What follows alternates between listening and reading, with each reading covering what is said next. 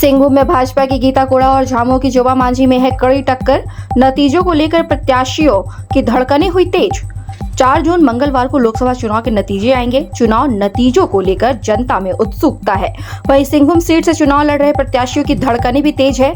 Singhbhum seat से कुल 14 प्रत्याशी चुनाव लड़ रहे हैं, लेकिन मुकाबला भाजपा प्रत्याशी गीता कोड़ा और इंडी गठबंधन की समर्थित झामुमो प्रत्याशी जोबा मांझी के बीच है।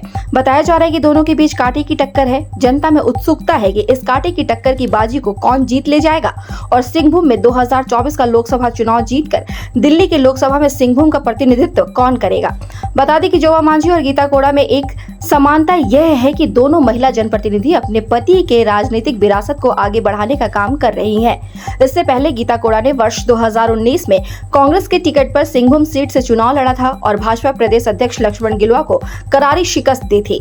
गीता कोड़ा मौजूदा सिंहभूम की सांसद है। इस बार भी गीता कोड़ा चुनाव मैदान में तो है, लेकिन उन्होंने पाला बदल लिया है।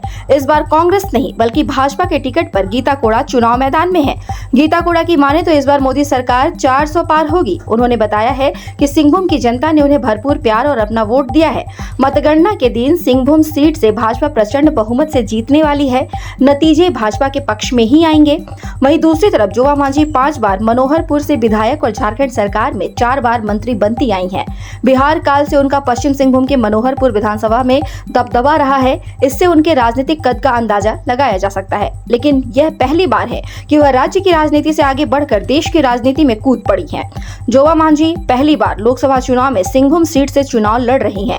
जोबा मांझी इंडी गठबंधन समर्थित झामुमो प्रत्याशी हैं और उन्होंने भी मतगणना के दिन अपनी जीत का परिणाम आने की बात कही है। भाजपा और झामुमो में कड़ी टक्कर सिंहभूम सीट में है। राजनीतिक पंडित भी नहीं बता पा रहे हैं कि इस बार सिंहभूम की शेरनी कौन होगी, लेकिन लोग इतना आकलन जरूर लगा रहे हैं कि जीत चाहे भाजपा की हो या झामुमो की, जीत का अंतर बहुत कम होगा। अब सभी को 4 जून को मतगणना का इंतजार है, जब ईवीएम के पिटारे से प्रत्याशियों को मिले वोट का खजाना खुलेगा।